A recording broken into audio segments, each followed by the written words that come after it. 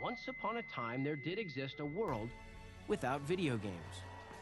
Like so many things distinctly human, electronic games were born out of a combination of innovation, necessity, and curiosity. Early tinkerers made electronic amusements, cheap, crude entertainment that would transform in time to something potent and alive. This would not just happen by electronic wizardry, but by the endeavors of artists, designers, and entrepreneurs whose initial goal to entertain also came to challenge, captivate, and enlighten millions of people around the world. The men and women who created this industry allowed their own experiences and the world around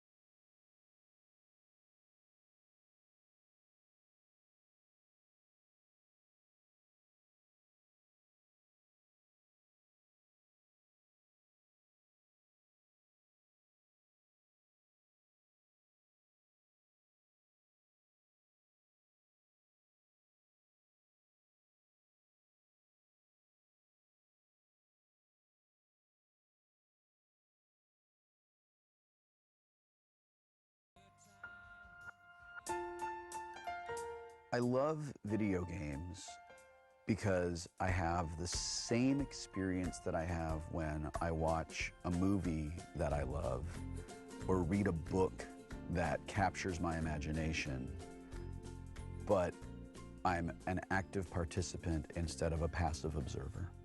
Video games have a really interesting role to play in the future of our species, and we're just starting to figure it out right now. I feel like video games at this point are intrinsically linked into our culture in a way that's irrevocable. I think from here on it goes deeper. I think video games root deeper and deeper into everything we're doing until they're just part of our lives in a way we don't even notice. All media is relevant to its time. For example, records and cassette tapes disappeared from existence, but music didn't disappear, it was digitized. The same is true for movies and books. They evolved from one form to another. For video games, the evolution is the same. They will change and evolve, but they will forever be a part of our global culture. 100, 200 years from now, video games will still exist. According to the Entertainment Software Association, the average gamer has been playing video games for 12 years. Adult gamers have been playing for an average of 14 years. Males average 16 years of gameplay, while females average 12. As of 2013, 49% of all U.S. households own a dedicated game console, and those that do own an average of 2. The average game player's age as of 2013 is 30. And no, it's not all males. 47% of gamers are females. 42% of game players believe that computer and video games give them the most value for their money compared with DVDs, music, or going out to the movies. Who buys video games? The average age of the most frequent game purchaser is 35. The point? Video games have grown up, and now they're not just in arcades or our living rooms. They're in our pockets. 15% of the most frequent game players pay to play online games, while 33% play games on their smartphones and 25% play games on a handheld device. Most gamers who own dedicated game consoles use them for other entertainment media as well, like watching movies, TV shows, and music. Are gamers social? 62% of all gamers play games with others, either in person or online. What about rating game content? Over 85% of parents are aware of the ESRB rating system, which rate a game's content and match it with the appropriate gaming age. E for everyone, T for teen, M for mature. But the question on a lot of minds is, do parents really control what their kids play? Over 73% of parents believe that the parental controls available in all new video game consoles are useful. Further, parents impose time usage limits on video games more than any other form of entertainment. Over 90% of the time, parents are present when games are purchased or rented, and 82% of the time, children receive their parents' permission before purchasing or renting a game. Much like movies, games have specific genres and subgenres, such as action, adventure, role-playing, casual games, shooters, strategy games, open world versus linear games, sports games, racing games. The list goes on, and each genre offers its own special mix of interactive entertainment. And yes, each is wildly successful in its own way. In the past decade, video games have gone from a $6 billion to an over $24 billion annual industry, far surpassing movies and music. The bottom line, video games are here, and they are here to stay.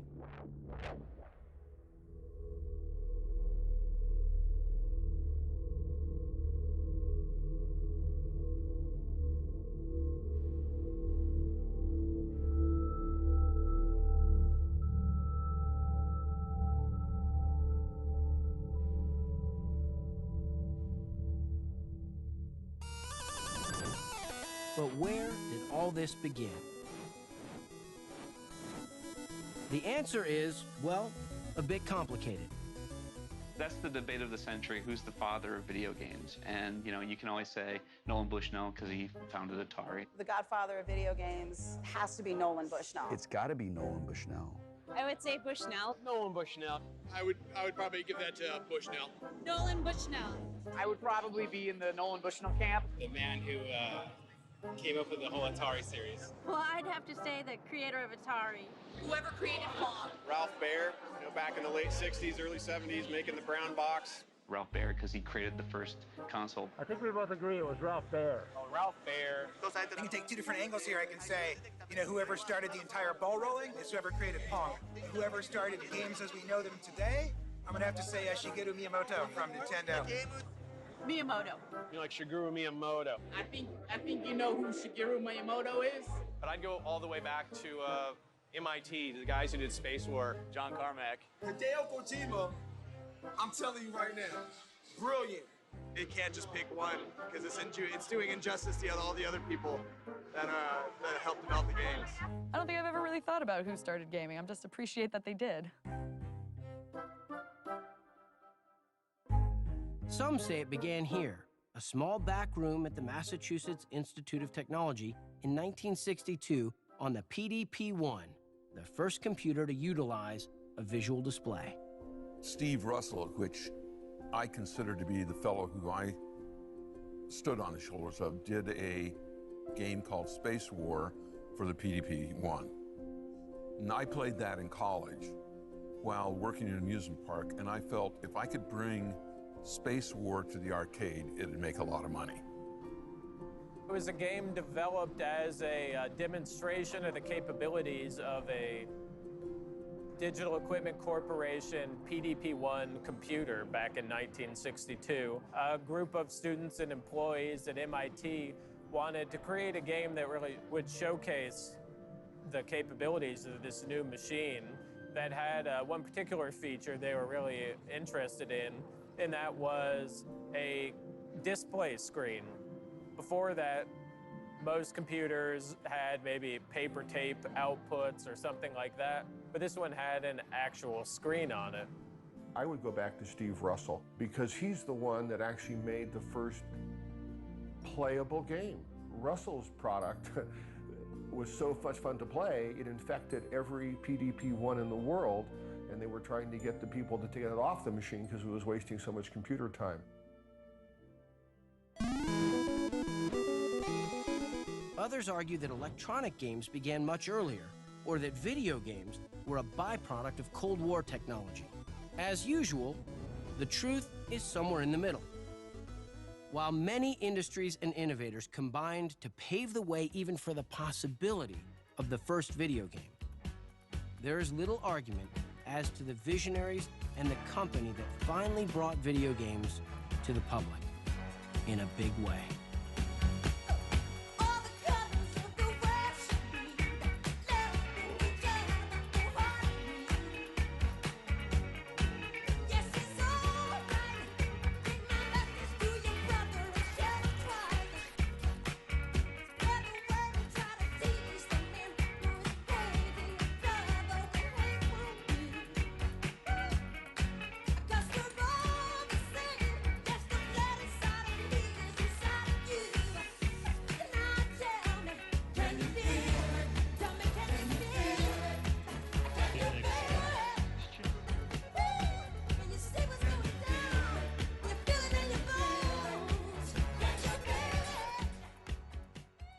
Nolan brought to Atari the understanding of what makes a good game. He played a lot of games and understood them. When we started this thing, we found that the games that were most successful were those that were simple to learn but impossible to master. Pong was somewhat of an accident. It was what we considered to be too simple, but when it got all wired up, and it was done by Al Alcorn, he put in some twists to it that were just remarkable and made it a massively fun game. One of the design features flaws in the original Pong game was the paddle would not go to the top of the screen all the way. And I was going to fix it, but I didn't get around to doing it. And I realized that that feature kept the game from two good people from playing it forever. It would never end. The coining of the phrase video game refers to an RGB, or red, green, and blue raster, or video display device. Let's take Pac-Man, for example, the original. This is a bitmap image of Pac-Man. When enlarged, individual pixels appear as squares. Zooming in further, they can be analyzed with their colors constructed by adding the values for red, green, and blue. A bitmap corresponds, quote-unquote, bit for bit with an image displayed on a screen.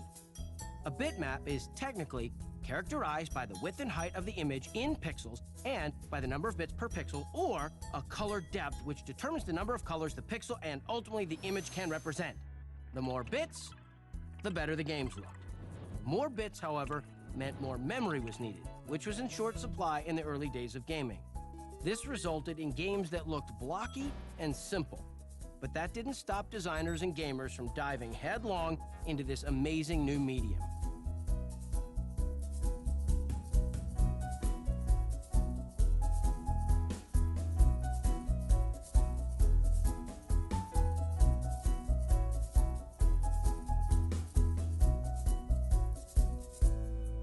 Over time, and as technology advanced, 8 bits became 16, then 32, 64, 128, and so on. With each generational jump in graphics and so-called image fidelity, the depth of story and immersion in games seemed to progress as well. The technological limitations drove the art form and vice versa. Games were slowly evolving, and those on the inside were growing up with the very art form they were creating. It was the Magnavox machine, I think it was called the Odyssey.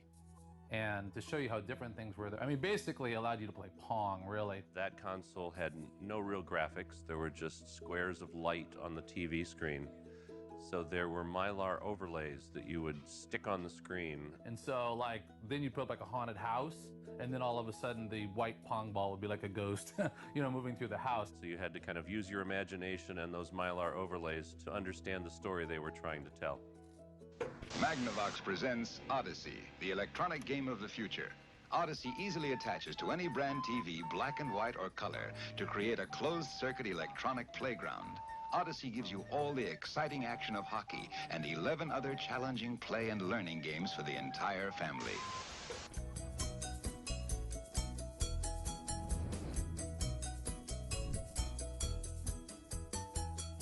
I had a very dear friend who was the head of Atco Records. She had an Atari 2600 console in her office, and she pointed at it and asked me, "Do you know what that is?" And I said, "Well, kind of, but what is it?" And she said to me, "It's a license to print money." Attention shoppers, the new Atari cartridge game is in. Only Atari makes the world's most popular home video games. The only Space Invaders. The only Asteroids. The only Pac-Man. And the only way you can play any of them is on a home video system made by Atari.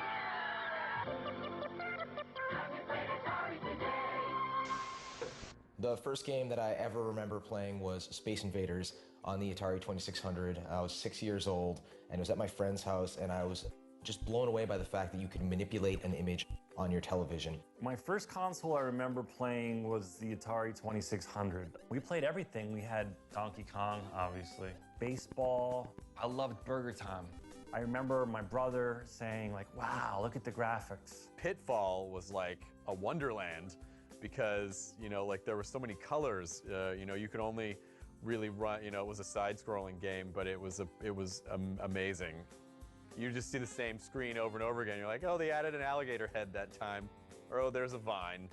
The fact that you could go underground in Pitfall, like, totally blew. Like, oh, you can go there? You know, I knew enough about computers to know that it was a computer game, and but it was simulating, you know, this alien invasion with one ship on the ground, like, defending Earth from this alien invasion. And to me, it, you know, was almost, you know, like being there.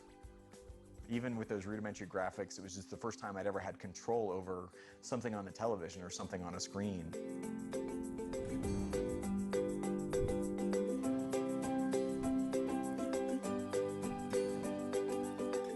Probably the most memorable console of my entire life, and one that I missed, that I wish I still had, was my original Nintendo Entertainment System. The Nintendo Entertainment System. Your parents help you hook it up. What's it like to play the Nintendo Entertainment System?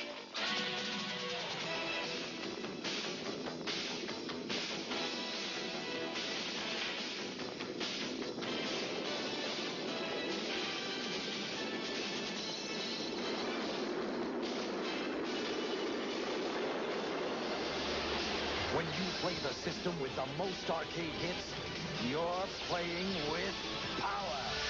The Nintendo Entertainment System. Now you're playing with power. I think that one of the reasons we get nostalgic about things is it's not necessarily the thing that we were doing. It's not that song. It's not that game or that movie or that book. It's what was happening in your life at that time. It hit at exactly the right time in my life. And the NES then was an amazing, amazing game system. Games got better fast, it seems like. Before I made it to my teens, everything was it didn't look as great as the games did in the arcade. But by the time Nintendo came out, things started getting a lot better.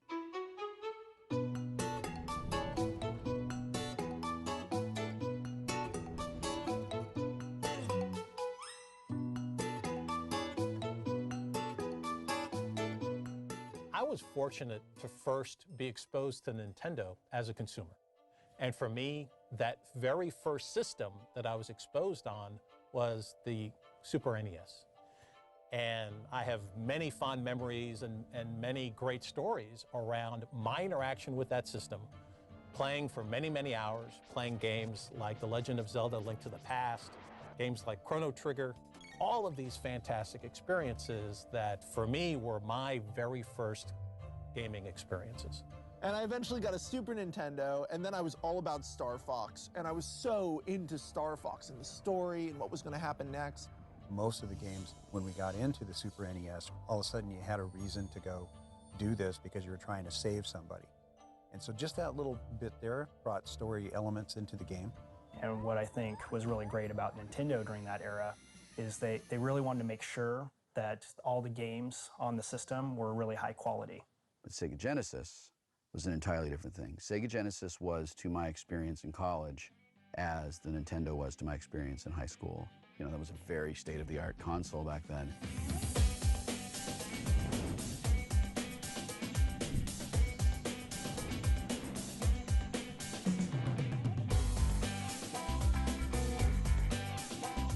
I think the next time I bought a console was the PS1. And I was like, all right, these games are getting ridiculous, so I got a PlayStation 1. Hey, plumber boy, mustache man, your worst nightmare has arrived. Pack up your stuff. I got a little surprise for you here. Check it out. What do you think about that? Sony's PlayStation has more than 150 games. NHL Face-Off 97, Jet Moto, Tobal #1, Destruction Derby 2, Crash Bandicoot. I could go on. I'm going to give you a personal demonstration. You can't stop, Grandma. You can. Ooh, you go, girl. PlayStation. I'm going to have to ask you to leave. You're hurting my elbow. All of a sudden, you had this incredible amount of data on one disc that could also play music and everything else. To me, it was a portal to modern gaming today. When Tomb Raider came on the scene in 1996, it brought people into a world that they hadn't really participated in before, the 3D world. And it was an immersive world in a time when there wasn't many games like that.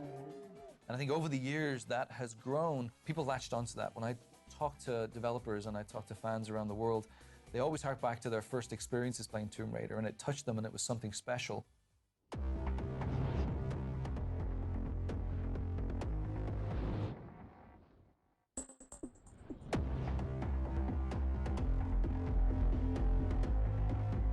And I begged my mom for a console. I begged her. And it wasn't until the N64 came out that she finally gave in. Moving on to the PlayStation and the Nintendo 64, you started to see 3D for the first time.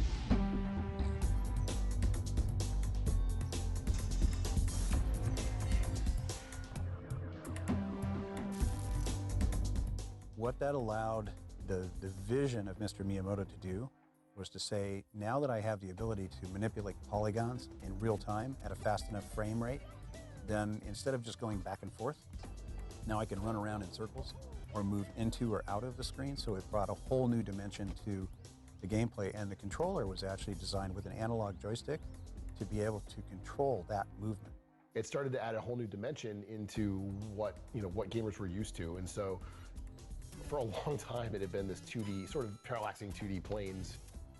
But as you sort of moved into that 3D era, you started to see people start to play with, what are the kinds of mechanics we can do now? What are the things that we can actually play with? What are these new, what's this new world of this other dimension? And so, it was painful at first. Certainly there were good examples of it, but it was hard. It's hard to give the players this whole nother level of freedom that they weren't used to. And then we started getting consoles that were bigger and better, and you could bring in more of a 3D environment, better frame rate and better sound, and then you could put more polygons on the screen so the guys could look, more realistic.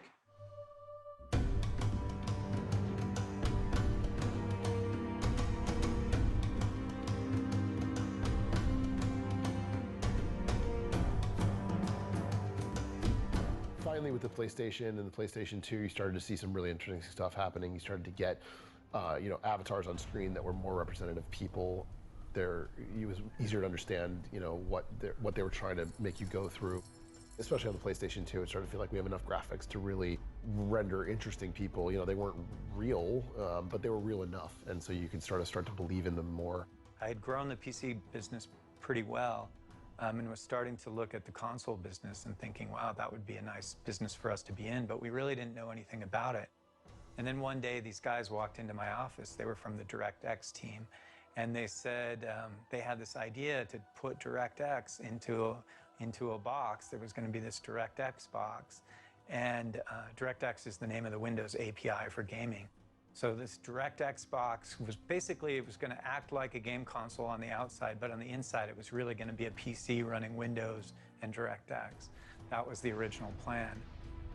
And so what I think we didn't really understand is, at the time, was that we were really bridging these two worlds. That Xbox was going to be this bridge between what was happening in PC gaming culture and what was happening in console gaming culture.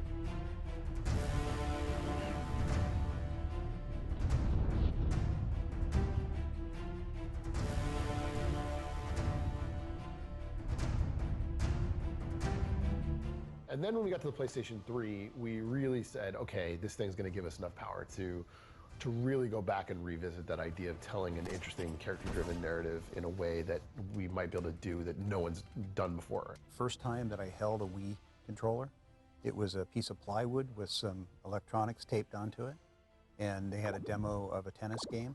And when I first picked it up and started playing it, I thought, this is going to be a hit. That was the first thing that popped into my head. It was just so much fun. The Xbox 360 is a spectacular console. It's just fantastic. I absolutely love it. And I like the PS3 as well. Not really interested in, you know, the holy wars about which one is better. I guess they're fanboy arguments is how you could say it. Like, I like Nintendo, I like Sega, I like Sony. You know, I think this is actually what happens, because when I was a kid, I would have had a Genesis and a Super Nintendo, you know. I would have had a Nintendo and a Sega Master System if I could have afforded it. But, you know, you're a child, you can't afford all that stuff. So then you start defending the one you have, and I think that's where that comes from, you know. Xbox, no, PlayStation. I still, to this day, stay up till 4 in the morning playing the latest Xbox 360 that came out yesterday or whatever it may be. I'm, you know, always constantly still immersing myself in it.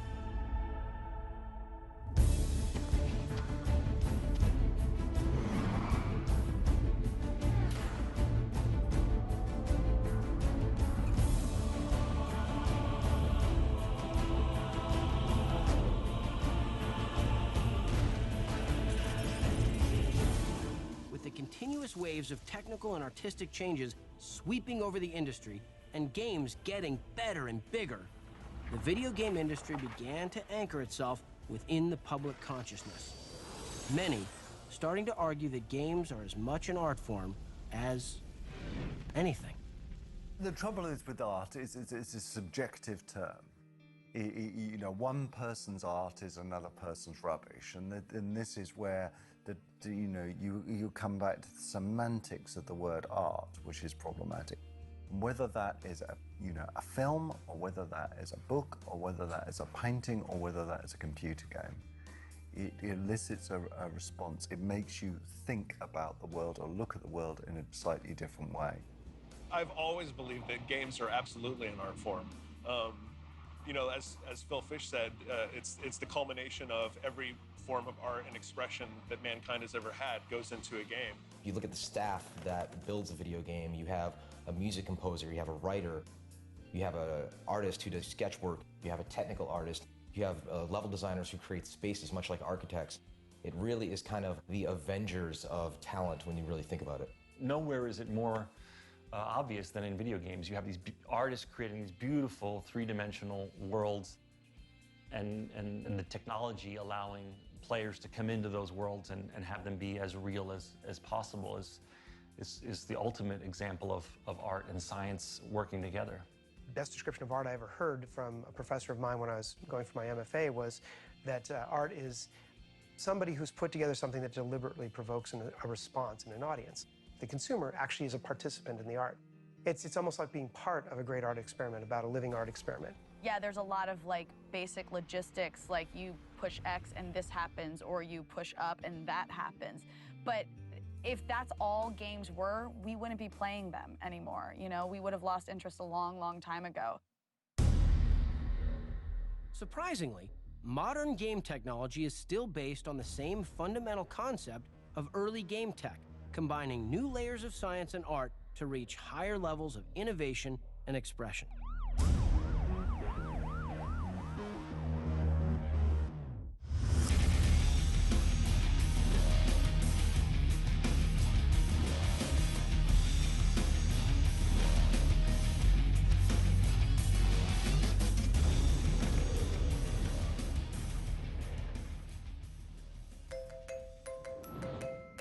Modern game systems represent not only quantum leaps in hardware and graphics, but also the utilization of parallel data processing and memory within the cloud. What does all that mean? Simply put, it means from here on out, anyone will be able to play any game, anywhere, at any time, with amazing speed and quality. The cloud is something that you hear a lot about these days, and there's really two very different concepts. The first one is the one that we all sort of understand as being the cloud. You know, I've got a picture, I want to upload it, I want to tweet. This is all being uploaded into the cloud and stored on hard drives. So think of the normal version of the cloud as a lot of storage space. There's another very, very big idea, which is why not use the computers in the cloud to give you computing power that's far beyond what you would generally want to purchase for yourselves. And what that means is that the software that you would love to experience will be running there, and then the video or the output from the game is delivered directly to wherever you are on whatever device you're on. There's more processing power in the cloud behind Xbox One than the complete processing power that was on the planet in the year 1999. But we're now able to put scenes on screen that are almost beyond lifelike in some ways. But then you have the power of the cloud behind that box that allows us to draw upon thousands of servers to help make the box that's in your home actually significantly more powerful than it is by itself. But there was a time when the future of this now mega industry was in serious jeopardy. After the explosive financial and cultural success of the first generation of video games, the industry began to think it was invincible.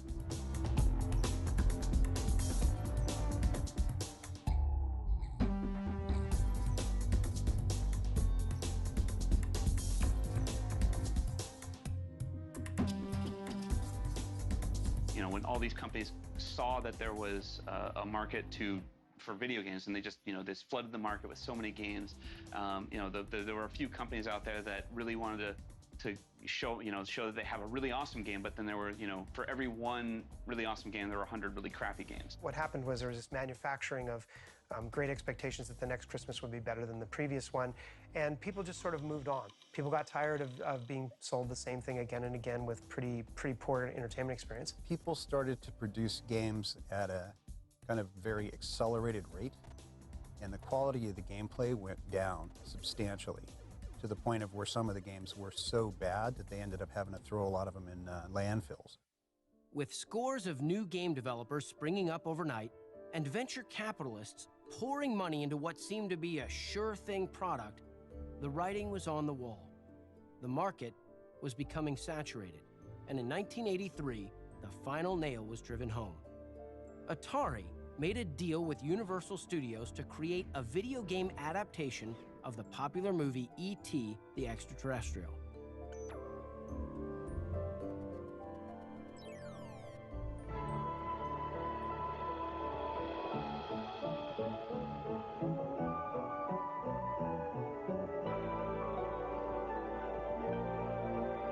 Only from Atari. Made especially for systems from Atari. The video game that lets you help E.T. get home. Just in time for Christmas. Happy holidays. With only 5 weeks to make the game, Atari scrambled to put out a subpar product. Overconfident and high on their previous success, in the fall of 1982, Atari shipped millions of E.T. cartridges despite its poor quality. The backlash was legendary. It caused a ripple effect throughout the entire games industry, and by the summer of 1983, consumer confidence in video games had reached an all-time low, and Atari, along with many other rising game companies, went down like the Titanic.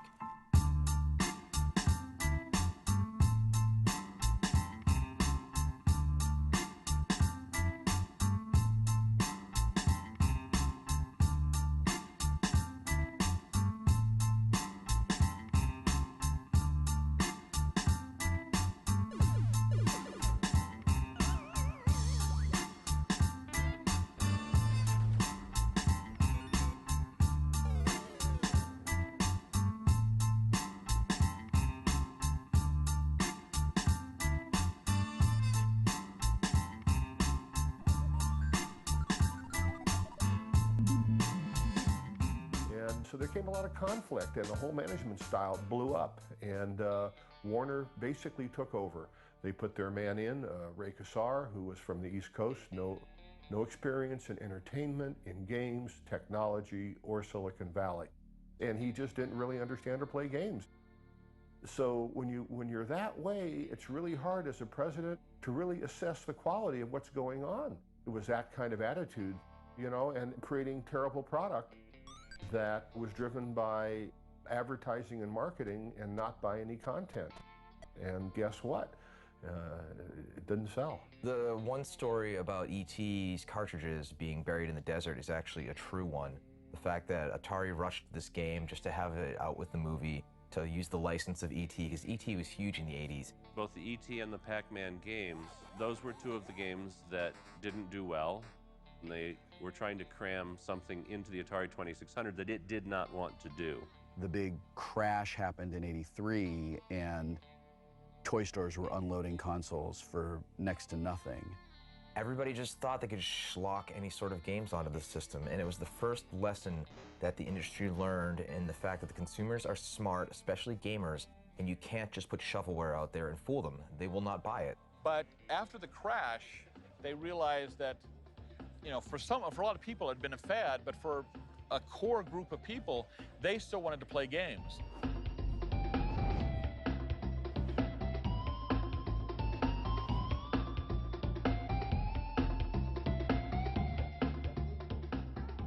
For a couple of years after the crash, many people thought that American video games would be relegated to the popular fads section of 21st century encyclopedias and forgotten. Enter Nintendo, a Japanese toy company who understood that the popularity of classic games like Pac-Man, Donkey Kong, and Pitfall proved that people like to play as a character, not just a spaceship or nameless block of pixels. Even with the crudity of the early 8-bit graphics, the concept of immersion and being a character was still very appealing to the public. And little did the world know, their favorite video game character was just around the corner.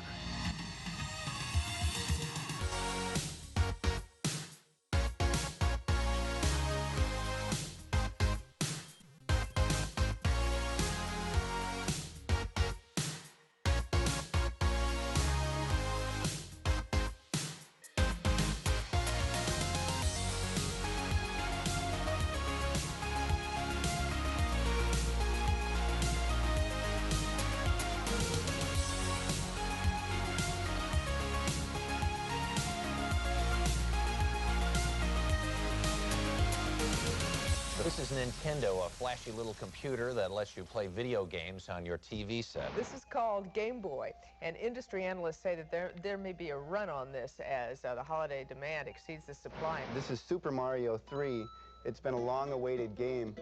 Super Mario, of course, was very, very popular. Super Mario 2 was extremely popular. Now Super Mario 3 is coming out. It's been the best-selling toy in this country for 3 years running. 20 million of these things now inhabit American living rooms. Inhabit is a very good word. Because of the crash, no retailer wanted to touch a quote-unquote video game system.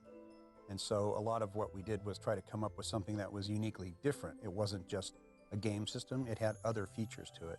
And eventually we came up with Rob, the robotic operating buddy, and the Zapper gun and 2 cartridges. And we sold it as an entertainment system. Even with that, it was a hard sell to get the retailers to take it, but it was fairly successful. And during that first initial phase, Super Mario came out, and that sold like hotcakes. That was an extremely successful title.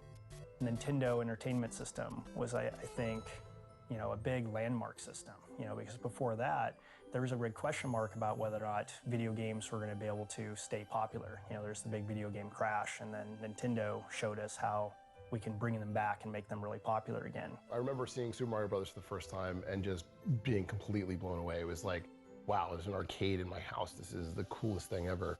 And Mario Brothers was great, and Zelda was great, and so I put a lot of hours as a player into those early Nintendo games. I love those early Nintendo games. I saw the Nintendo Entertainment System and said, wow, this is new, unique, different, bringing new experiences to the consumer. I saw the original Mario Brothers and said, wow, This is new, this is different. The same for the original Legend of Zelda. So after the video game crash, I kind of fell out of love with games for a while and just ignored them. And then one day, a neighbor kid down the street, I go over to his house, and he has this gray box with this Rob the Robot, and he has the Zapper gun, and we're playing this Duck Hunt game, and then he fires up the Super Mario game, and I was like, okay, this is some next level stuff. And I remember the first time that I jumped and I hit a block that was there that I didn't know was there, one of the secret blocks with an extra life in it. My mind just exploded, because like, here are secrets in games now. With the rebirth of the US games industry, a new breed of gamers was rising. The appetite for simple maze-based games was waning. Gamers were ready for more.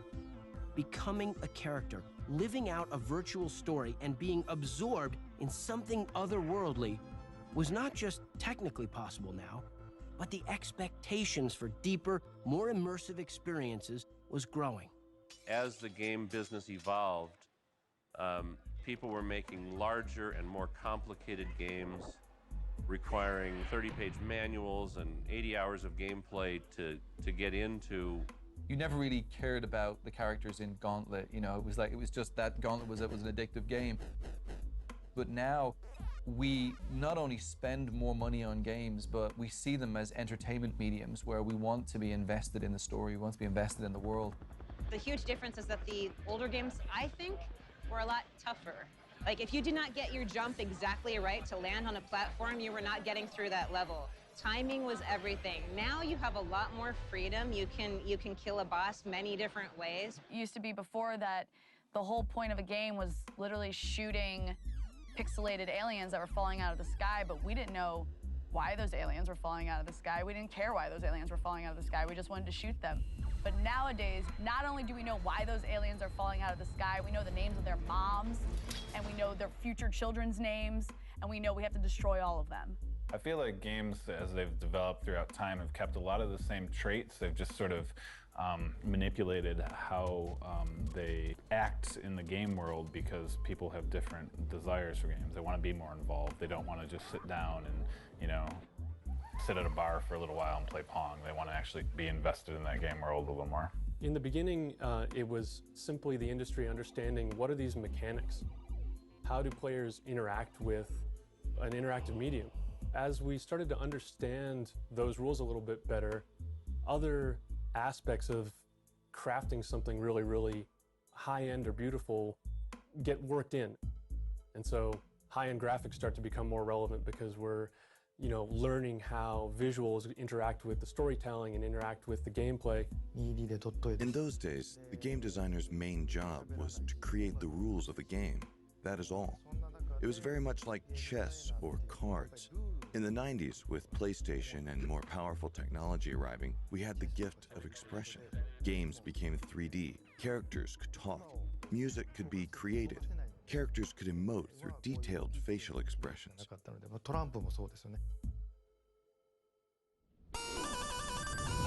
In the late 80s and early 90s, the industry was reinvigorated with new technology, new customers, and new talent. A renaissance in game design was arriving, which not only gave birth to some of the greatest video games of all time, but eventually a new industry that would generate billions of dollars and a new generation of game designers.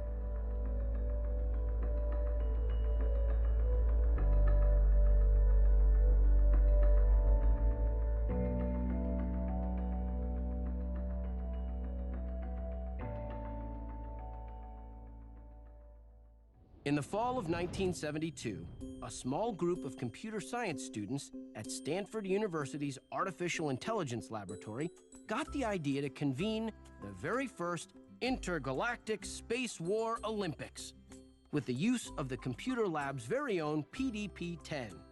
Contestants fought it out on the machine's, at the time, impressive 10-inch raster display. 2 events were held, a 5-man free-for-all and a team competition. In Space War, 5 distinctly rendered vessels nicknamed Pointy Fins, Roundback, Birdie, Funny Fins, and Flatback battled to the death in the display's circular arena, dominated by a star whose gravitational pull drew them to the center. This was the very first video game tournament and the beginning of a community that would soon become a culture.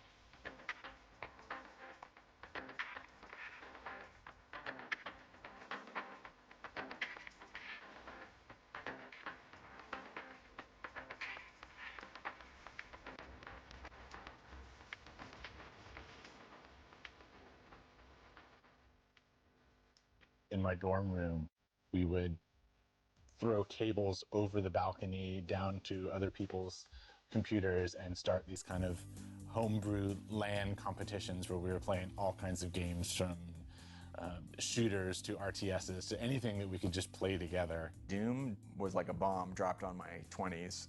I lived in a house with a bunch of other geeks, guys that I used to play Dungeons and Dragons with, and we first got Doom and built like a LAN in our house, and we had kind of network cable going from each room. And oh my God, that was all we did for like the next year, I could swear, just play Doom and Doom 2, 4 players. And just something about like blowing your friend in half and then hearing him in the next room like curse at you, like nothing is more satisfying. Growing up in America, the one place you go is the mall. I was like that as a child, and I remember there was an arcade at the mall near our house called the Dream Machine, and it was this Stygian cave of noise and all these portals to all these other worlds you could go in and out. You know, Mr. Do, Dragon's Lair, Joust, Centipede, Frogger, all of them. And every time a new game would show up, I would be around it and on it, and there would be crowds around it. And eventually to the point where, you know, fighting games became a thing later on, and you'd literally go up and put your quarter next in line and try and take down that one kid who's kicking everybody's butt as Chun-Li. There was a time period where kids in arcade games who could rule, like at Chuck E. Cheese or at the mall arcade, or at the, you know, in my case, a lot of time, the bowling center, people would crowd around you if you were owning a game.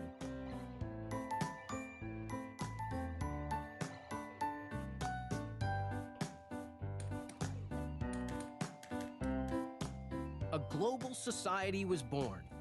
A society that now not only plays and connects online, but has produced lifelong friendships, thriving communities, even marriages. And this community doesn't just exist for entertainment's sake. Gamers are not only one of the most connected and vocal groups, they're some of the most loyal. Friendships forged within a game experience somehow yield a bond that isn't easily broken.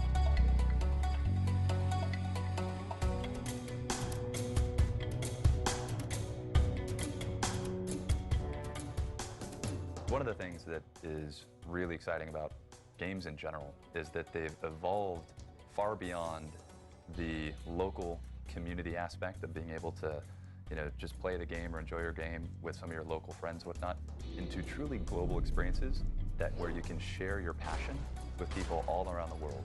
I love the connectivity. I have lifelong friends that I've met online, and we started out just playing together and then ended up, you know, meeting up for competitions or just meeting to go hang out and kind of actually meet each other in person.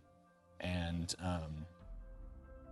it sounds silly, but a lot of those friendships are really solidified around that joint experience that you have while you're playing a game. And I think that that's something special, right? It's something magical. That's something I saw working, you know, kind of the internet industry all through the 90s and the early aughts, was people who would meet other people online and become really enamored of them, and sometimes like move to another city to try living with this person, or, you know, people would get married or meet that way.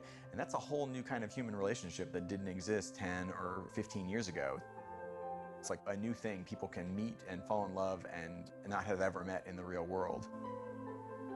I can't tell you how many stories we've gotten of people being, you know, hookups because of it, you know, and people eventually getting married because of the game.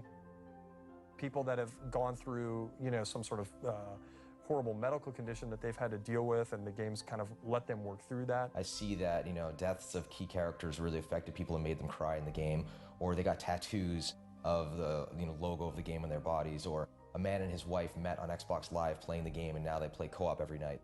There are kids out there who exist now because their parents met in World of Warcraft, you know, like video games have changed the, you know, the course of human evolution to some degree, and created whole new mating rituals and ways of social interaction that didn't exist, and that's as a result of the internet and video games. So it's going to be interesting to watch all of that evolve. Video games are going to get more and more real and connect more and more people around the world. I used to play EverQuest quite a lot, as many EverQuest players did. A guy that I met in South Korea, PvPing, we became friends. I ended up going to his wedding 10 years later. We're family friends now. And it's phenomenal because we had this shared passion for games. We had a lot of similar values and ideas, and we had a lot of great shared experiences online where we really formed a deep bond and true friendship, and has, you know, blossomed into a great, long-lasting friendship in the real world. I saw someone recently speaking about a boy whose parents were killed in a car accident, so he was left alone in the world, and without video games to sort of fall back into, he'd be sitting in his room depressed out of his mind, and his video game world and all his friends in his video game world really supported him through that really painful time. And the guy who was observing this was basically saying, you know, you guys don't really understand it, because I know you hear this all the time, that violent video games are the problem in the world, etc., etc. But the things, the games are so meaningful to people, and they're such, the friends that they build around it, and the sort of the creativity and the immersion and everything else that comes with it is actually very valuable, and it's something you learn a lot from. I walked into the stairwell here, and this shooting, I can't even really describe it, but I basically fell down the stairs because I had had a stroke, as they later revealed to me. I ended up in the hospital for about 9-10 days, and you're really scared, and you really don't know where to I mean, then you're like sad, and you have all this anger, and you don't know where to aim it. And my friends started bringing stuff up to me, and at first it was food, and then they started bringing ways to play games up. I got a little Nintendo DS, and I was playing Zelda on that, and I had a laptop, and I was playing, I mean, I had Steam on there, and I had just TF2 and Left 4 Dead and Borderlands, and and that really was the turning point at the hospital, where I wasn't as scared, I guess, anymore. I wasn't as mad. I had something to do. Because part of the stroke that was awful was I went blind out of my right eye. And it's sort of crazy how not just the games in the hospital that really got me through it, it's been everyone around me in this industry, like in all different companies in all different states. So yeah, in a very literal way, I think video games really did kind of save my life. The world is now engulfed in an artistic, social, and technological revolution like never before. Interactive entertainment is the ultimate expression and delivery format, but who will determine what stories are told and how we will experience them in the future? The answer is simple.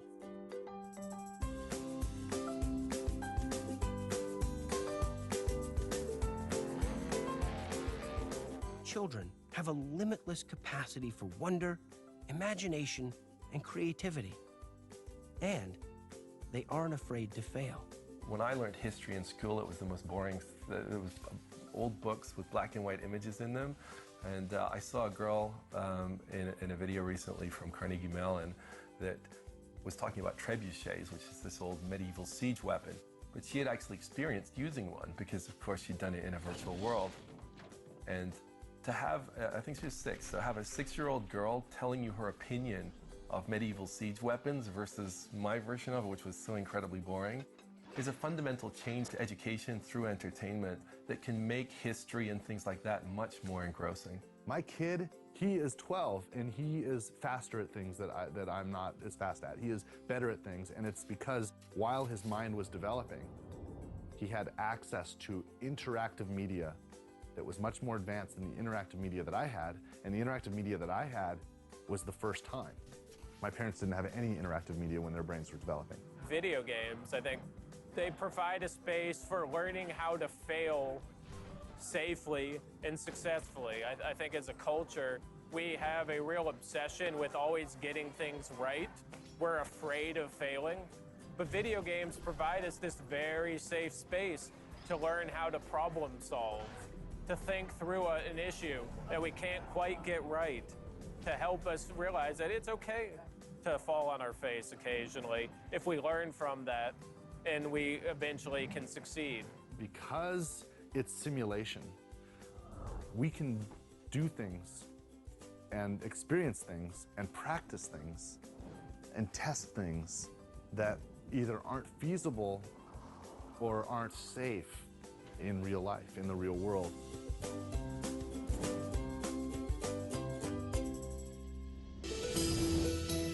Despite the mainstream acceptance of video games in the 80s and early 90s, by the late 90s, the term gamer still seemed to be a close cousin to geek or nerd.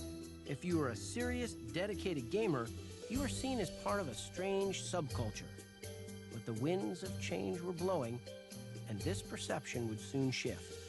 Being a gamer would soon be in vogue. I can feel it burn. We're taking over. We're taking over. Now I try to lead them. Will they ever learn? We're taking over. We're taking over. Every time I'm breathing, I can feel it burn. We're taking over. We're taking over. Now I try to lead them. Will they ever learn? We're taking over. We're taking over.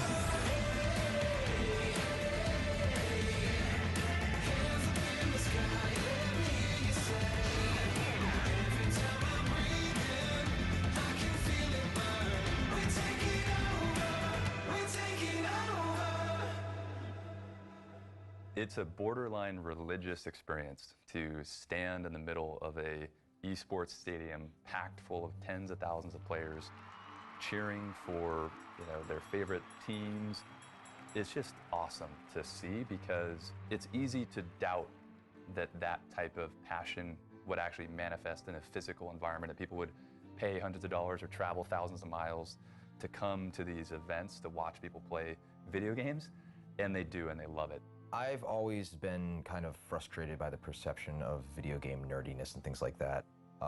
From my career making games that feel like summer blockbusters and don't feel like, D&D basement games, to having the courage to put myself out there on camera and put on a clean shirt and kind of change that perception as well, to just evangelizing games overall and to also evangelize the career.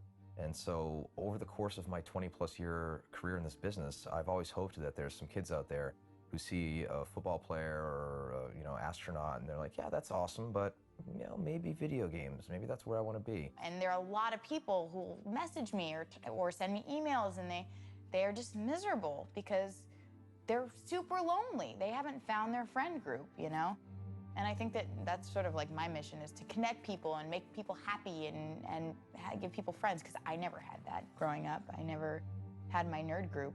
I think that's how communities have really started up, is just being able to find people with similar interests. When you're a kid, it's really only like if your next door neighbor played. But now we're all adults and have the ability to reach out and connect with someone else. It's clearly a culture where everybody's having fun. Everybody's got a smile on their face. They're living their life in a very, very, powerful way. The old way of sort of, computers are for geeks and stuff, and video games are for geeks, has died, is dead. No one doesn't have Facebook. Angry Birds, people almost don't even think of that as a video game. People don't think of, become this blur of like what is a video game and what isn't. Is Facebook a video game? I kind of think it is.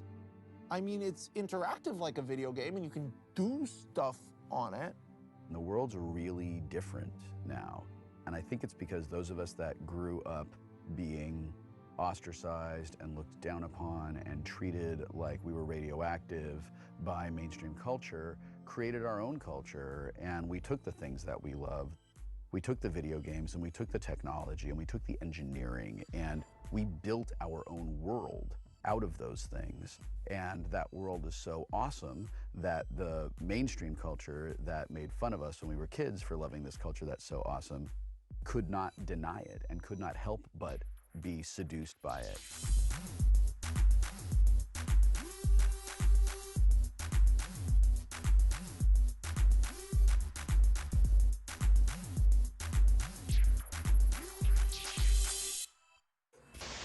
We're celebrating Video Game Week starting today. From Studio 6B in Rockefeller Center, the National Broadcasting Company presents Late Night with Jimmy Fallon. Look at it, looks slick, come on. Well, it's the most powerful video game console ever made. We were targeting about 10 times the performance of any previous 10 times? system. Yeah, 10 Really? times. I didn't think you can get better than PS3, but you can 10 times, I guess. We're gonna play this together. So this is Super I'm Mario so excited about 3D this. World. Yeah. That's my man. I love Mario.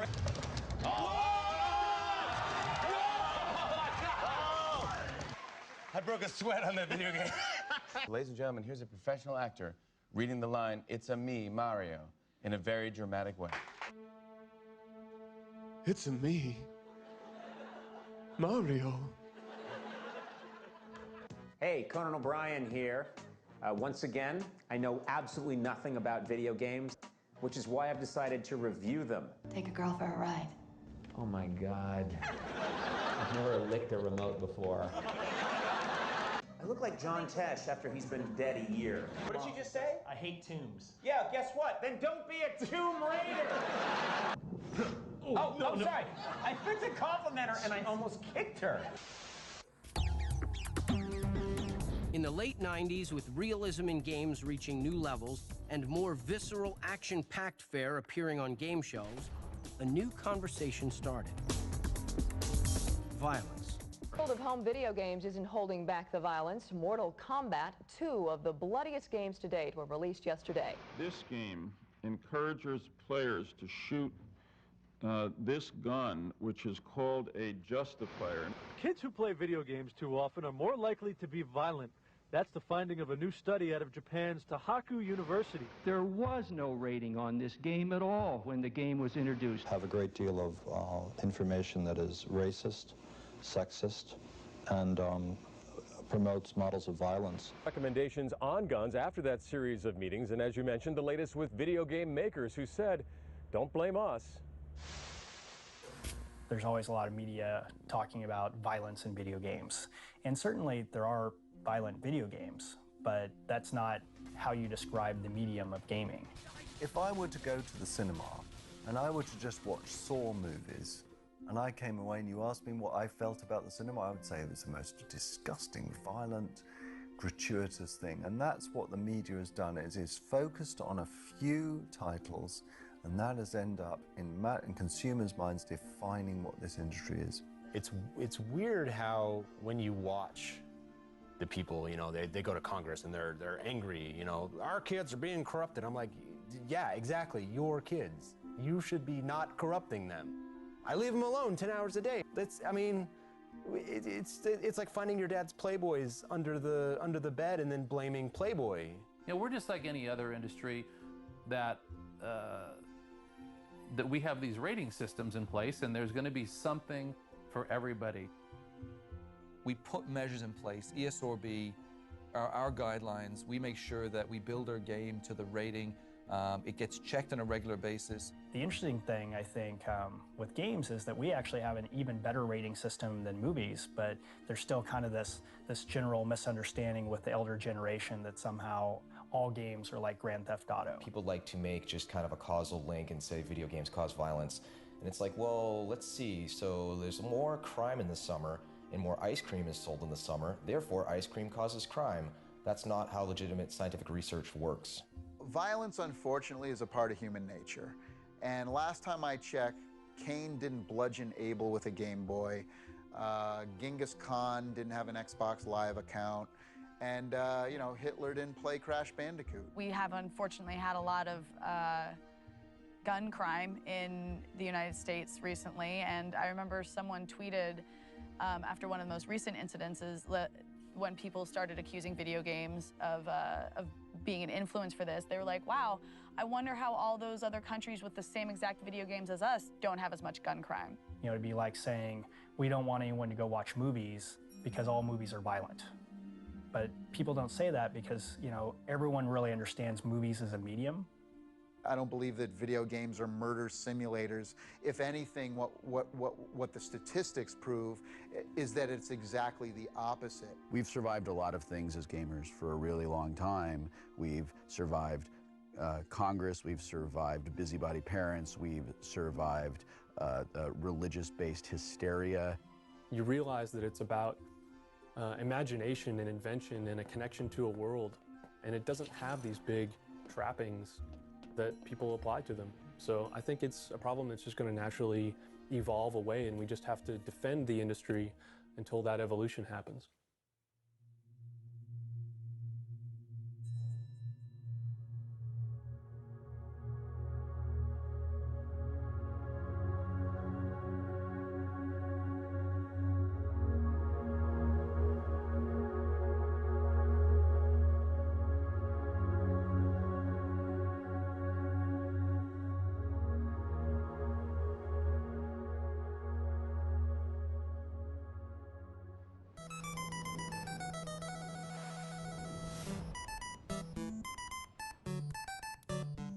The campfire. We've all been there, whether an actual campfire or just listening to someone tell a great story. As humans, we've always had the ability and desire to suspend our disbelief. If only for a few minutes a day, we want to escape from the treadmill of life and give it up, to be immersed in something outside ourselves. We have this opportunity to be storytellers, to be able to give the consumer the opportunity to lose themselves in a world for as long or as little as they want. We have the realities of life every day, whether it's the economy or whether it's getting by or whether it's a job and earning money, but we have a medium that we can lose ourselves in.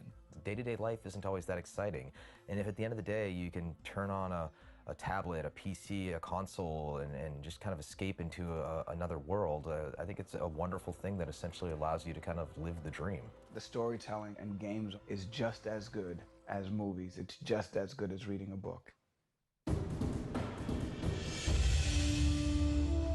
With the resurrection and renaissance of the industry coming into the 90s and early 2000s, games began another evolutionary step forward: story.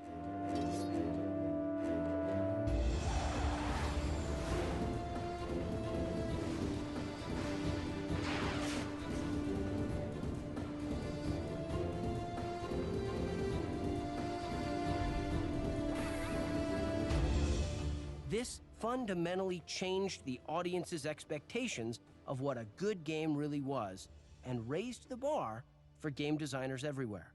Storytelling in games is a tricky beast to tame. As game makers, we have to set up rules. We have to set up universes that make sense and have their own sense of logic. And once we've established what that logic is, then we let the player's mind and imagination solve problems and work their way through those worlds. I think one of the things we've really learned over the last maybe decade is ways to tell stories without a cutscene, without stopping the interactivity, to have the story be something that emerges from the play itself. Video games are a lean-forward experience, whereas film and television are a lean-back experience. You're driving every moment of the game.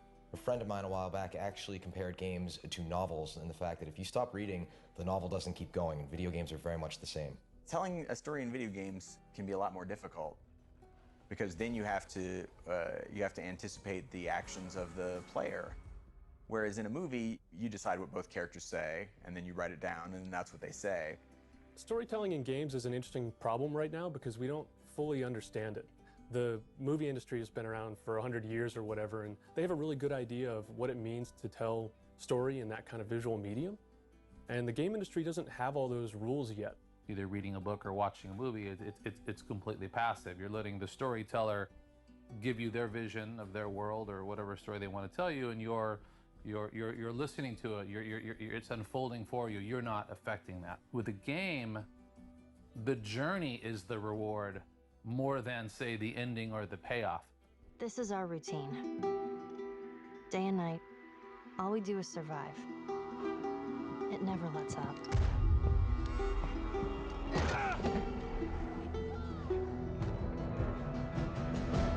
The idea of spontaneity within storytelling is something that's unique to video games. You can't just change how a song sounds midway through it. You can't just change the end of a book while you're reading it. But in certain games, your decisions have a direct outcome on the ultimate fate of characters. And that's unique and sweet, and I think that's what people respond to. Can you imagine if you were redoing Star Wars and you get to Empire Strikes Back and Vader says, "Join me," and you, as Luke Skywalker, go, "Okay." And then the rest of the movie and all of Jedi are completely different because you made that choice.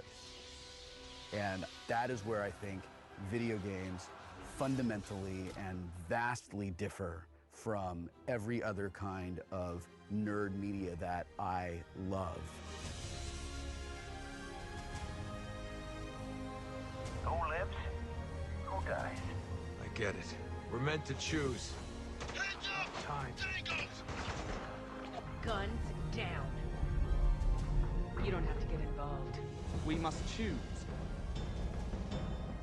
If you insist, I do not see how I could save the lives of other people. I also lost someone I loved.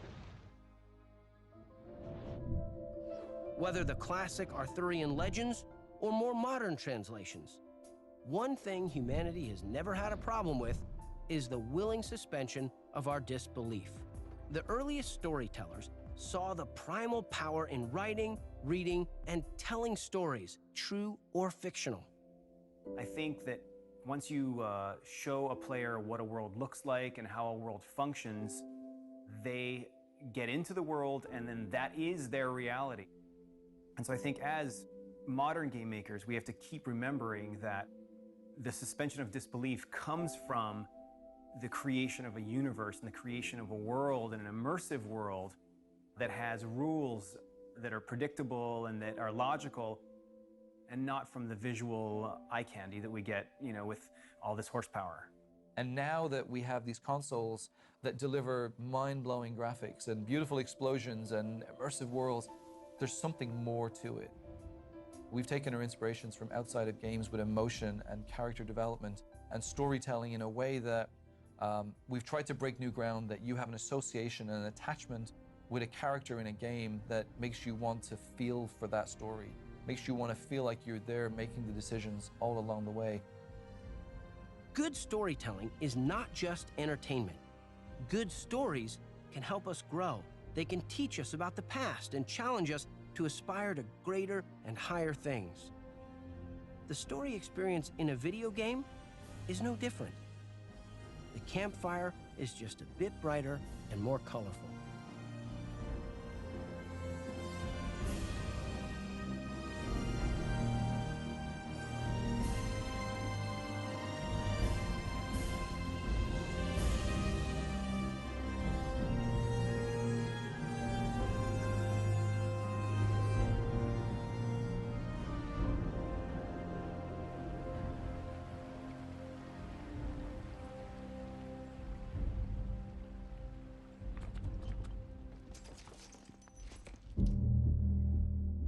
So many things have to perfectly sync up for it to work. You have art, you have writing, you have music, you have backgrounds, you have timing, you have the voice actors, you have acting. And then video games, you have everything on top of that.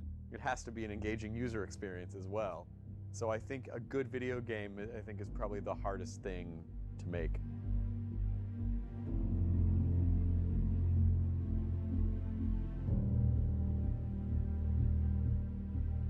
you want emotion, you need the human face. And in the world of film, that is the cheapest thing that you can get. You point a camera at somebody and you have it instantly. But in the world of games, you have a multi-million investment in technology before you see anything that looks like a human face. I think the most exciting part about this industry is that we're constantly inventing and being fearless about that challenge of invention. And invention's difficult because if you already knew what it was going to be, you wouldn't be inventing it. It would already exist, right? So whenever we invent, whether it's a design idea or a stylistic thing or something related to the story, we kind of depend upon this trust that there will be inspiration, that there will be revelation. Then you got to get in and start prototyping stuff. So you build a bunch of prototypes and you start trying to understand, hey, are the ideas we had really fun once you put them into an interactive environment? I think at the alpha stage, hopefully we'll see the fun. It's pins and needles time because it's that awkward teenage years that, you've got to, could be an awesome experience. It could really come together nicely. Everyone's really enthusiastic because there's something there to play from beginning to end. But, there are some weird elements to it. And, you've just had a bunch of people come through and point out all your awkwardness, your buck teeth and your, crazy looking eyebrow and all that stuff. And you're sort of hoping that, okay, I see that, I understand it. Now I need to kind of go back and fix those things a little bit, make myself a little prettier, get back out on the street and show myself off again. You start layering on all the really rich assets, things like a great story, the high fidelity art, the fully detailed characters. And once you start marrying this super high production quality with those original bare bones prototypes of your design ideas, you can start really bringing the product together.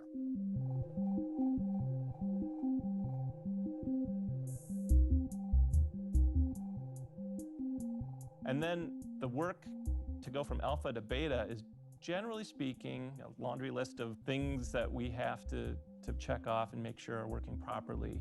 We don't touch those as much at alpha, but they certainly are on our minds at that point as we start to kind of polish up the game, make those adjustments to the gameplay, really try to hone down on what's working well and maybe give it some more resources and time to develop and sort of put aside those things that aren't working as well. One of the big revolutions we had in the 1990s was we started bringing in people to play our games and watch them play. That's it. But it transformed the way that we make games. I mean, up until that point, we'd pretty much been making the games for ourselves. And so if we thought it was fun, we were done. You sort of had to make a game and then do, kind of one of these. Did it feel right? You'd have your QA department, but they were paid employees, so you never know if you're getting the best feedback. But now we have this beta testing and ability to talk with the fans. And if you're utilizing that correctly, it's really powerful. So you hand this, what you think is the gold master, off to the first party, in the console world anyway. On the PC side, it's definitely still more of a Wild West. But there's a lot of backlash, certainly if you can't deliver quality, or you have lots of bugs in a PC product. So you hand it off to Microsoft, Sony, Nintendo, and you wait. And you wait, and you wait. And usually it's, a 10-day waiting game. And, it's always the most nerve-wracking time is that, okay, is this gonna make it through? And so, we get that call maybe, or email, maybe 10 days later or so, and, it's, hey, looks good, celebration ensues, or you've got these, critical issues and these minor issues, and you need to fix, the critical issues and as many minor issues as you can and resubmit. And and then it hits the streets. People either love it or hate it. Most of the time, both. You get both ends, no matter how good your game is. And you sort of you roll with the punches. You let people say their piece. I look out today, things have changed beyond belief. Titles we saw 1,000 man-years of programming, artwork, and design work went into them. It's astonishing. It's making a movie times 1,000. It is daunting. I don't know why I do it. The evolution of great storytelling in video games couldn't have come at a better time. It seems as if the technology rose to the occasion at precisely the right moment. From the turn of the century to now, games have never looked better, felt better, or played better. Enter the next generation.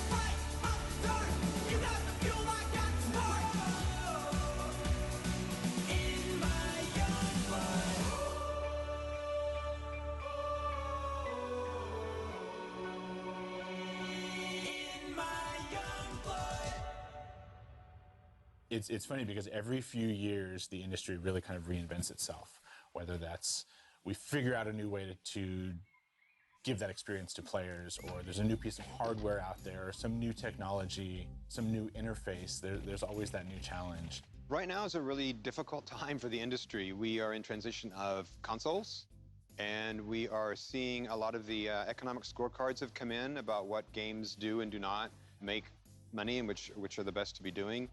Honestly, it's so hard to predict. I mean, no one would predict that the platforms that are most popular right now, 5 years ago or 10 years ago, no one would predict that that's what would be the norm now. Every new console generation, we get more and more horsepower. And every console generation, there are people who say, is this enough? Okay, oh, this is really awesome. And then 5 minutes later, wasn't that awesome? I need a new awesome thing, you know, because we're just so spoiled with it. The medium has grown up a lot from the early days. I think part of it is that we finally have the technology to render characters in a believable way. As we look as a studio how we're going to evolve our new IP and moving into this next phase, this next generation of consoles, we're having to think outside the box. We're having to look at how we set the foundation of a structure for the next 10 years. I think at this point we're in a pretty interesting crossroads in the history of games. Publishers, especially in companies, are fairly risk-averse right now because everybody foresees a big change happening and nobody knows what it is. I often compare indie developers and big, huge studios to a couple of guys in a Zodiac raft and an entirely fully loaded battleship. Each one has its own strengths, and I think where the indie guys literally and figuratively run circles around the big publishers is that they're a lot more mobile. They don't have to make as many complicated boardroom-based decisions. They can focus on the kind of game that they want to make, and because of things like Steam, they can take their game, make it awesome, and then get it directly to players who then spread the existence of their game because they love it so much that they're telling other people about it, they're sharing it on forums, they're giving it to their friend lists, and they don't really need to make that investment of ridiculous amounts of money on advertising and marketing. The AAA games have beautiful graphics, big budgets, incredible art teams, but that's not always necessarily what makes a great game. Really, whenever a platform has opened itself up to allow hobbyists to be able to create products, you get incredible amounts of innovation. The interesting thing about that is when you get to a team of like 200 people, the ability to innovate is pretty much zero. You have to basically go with what was designed originally, and that's what the game becomes. The smaller the team, the more you can discover the really important flashes of lightning and flashes of insight that happen after large parts of the game are done. And then you're like, oh, you know, what would be really cool is in this section and that section, if we could do this. You know, and if you have a 200-person team, you can't pivot on a dime like that. You have to be like, well, that would be nice, but we don't have time, and we have to get done. But I do think that there's like a revolution afoot in gaming where people are interested in finding those games that have more character and soul than what they've experienced before. A large game developer might not be able to take big risks on a virtual reality title that only works in VR and really utilizes it. But in indie, they're driven by passion, by wanting to make the best game possible. They're usually not sitting there saying, how can I make something that really gives me a nice return on investment? And I think that that's going to become more and more important in the game space in the coming years.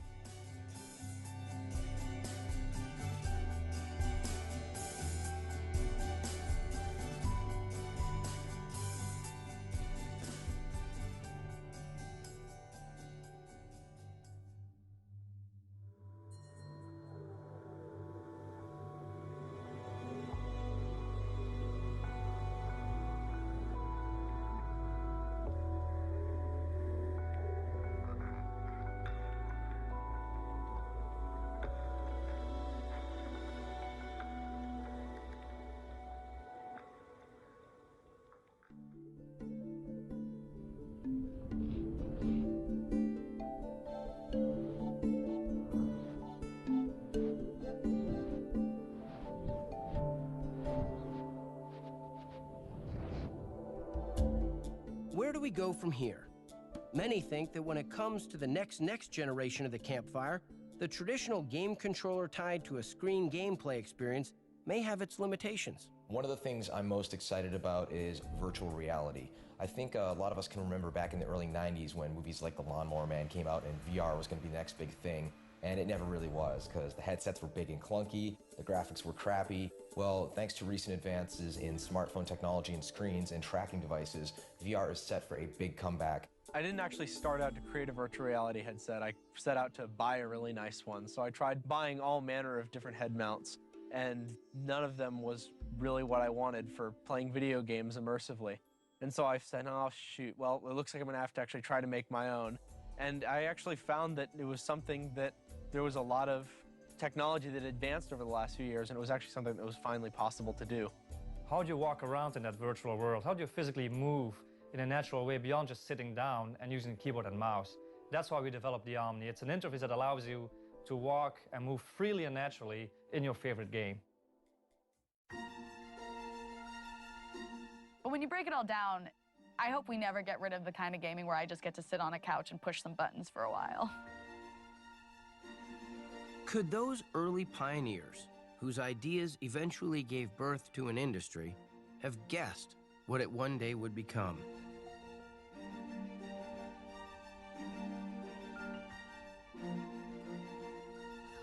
Would it be foreign to them? Or did they have a feeling from the beginning that the ideas and creativity of each generation of new designers and artists would forever reinvent the medium? You know, back when we were working on games on the Atari 800, I think people would have laughed if you said, this is going to be a meaningful art form and it's going to be in the Smithsonian one day. I never thought it would amount to anything. Nolan was running around saying, oh, it's going to be a big industry, and we're going to sell millions of games, it's going to take over. And I fully expected that Atari was going to fail until the day Nolan and Joe came back from the visiting Warner. He informs us they want to pay this money for us, you know, like $20 million or $30 million. It was like, what? The amazing thing for us, you know, back in the early days is we envisioned this. We really did look forward to a day where video games would be interactive movies, would look like interactive movies, and I mean, we are there. The spirit of curiosity and invention that was there at the industry's creation is still its driving force.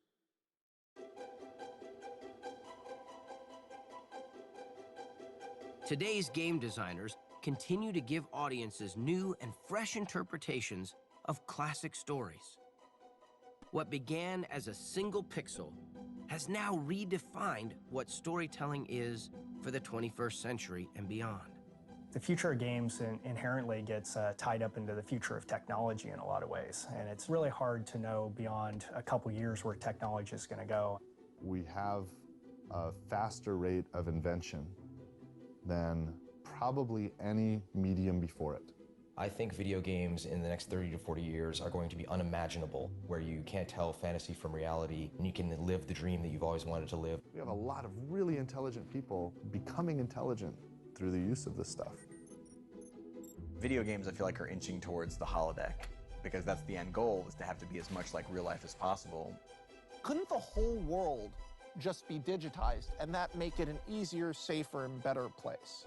I could see us getting there and getting there quick.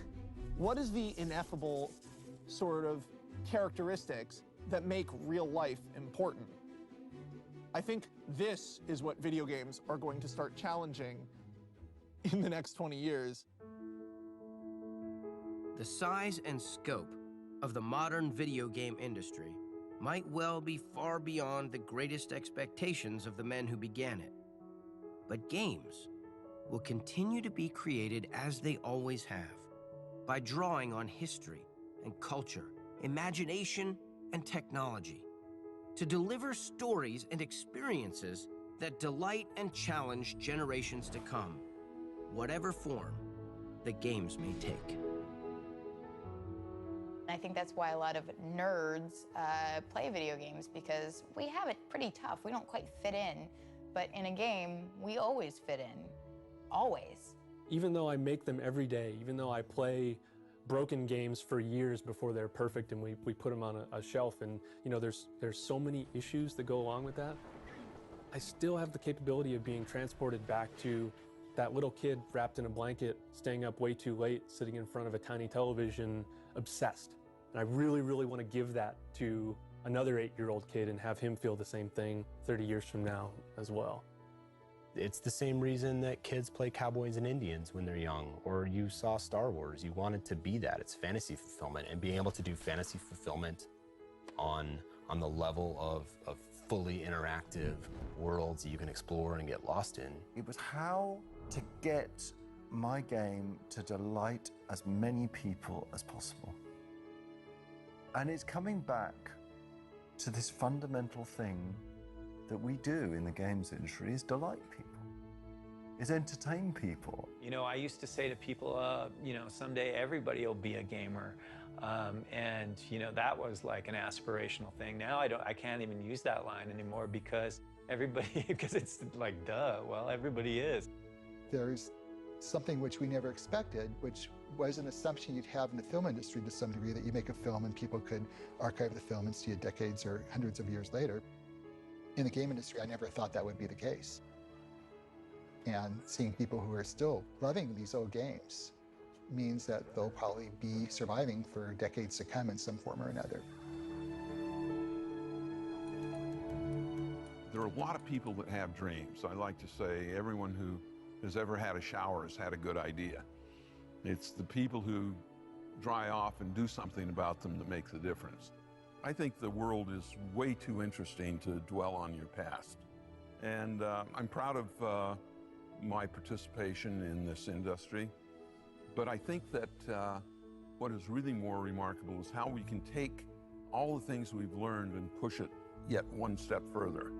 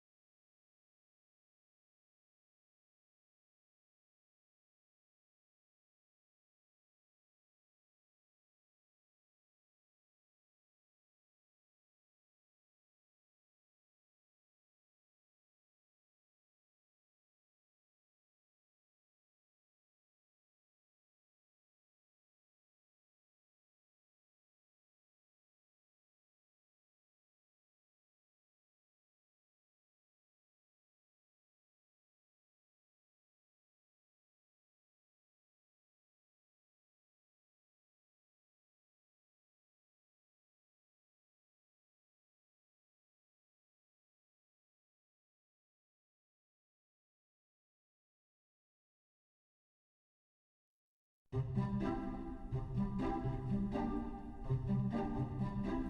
can still remember some of the music. I think my favorite memory from playing video games was when I first played Bonk's Adventures. The one with the TIE Fighter and the one with the motorcycle things. Burger Time. I loved Burger Time. Ooh, Crystal Castles. Ghosts and Goblins. I would close my eyes and see falling Tetris blocks, and that's when I knew Tetris was going to be my favorite video game of all time. In the elevators. Beep, beep, beep, beep, beep, beep. It's something my family and I have always bonded over. It's the common topic around dinner tables, and it's molded and sculpted my life into what it is today. My wife is kind of like my mom when it comes to video games now. She tries to regulate how much I play. First game that I actually remember playing was Pitfall for the Atari 2600. It's from that point on that I had a special place in my heart as a gamer. And also the Atari had so many problems, like if it got dusty, your games didn't work, so you'd have to blow on the games and bang the games. It was really cool. Being an engineer, I think this place needs more cross-bracing. One of my favorite gaming memories ever is the first year that I signed up for Extra Life. And in the first year, I raised over $1,000 for the Children's Hospital of my choice. And it made me so proud to be a gamer.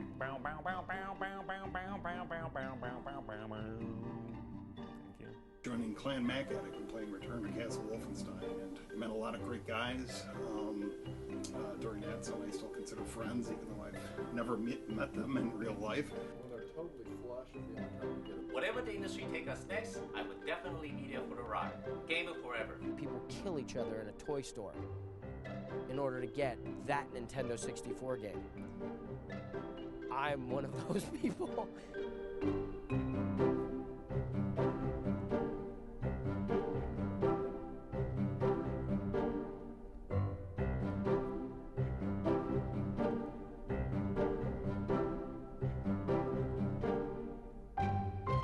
I'm in space.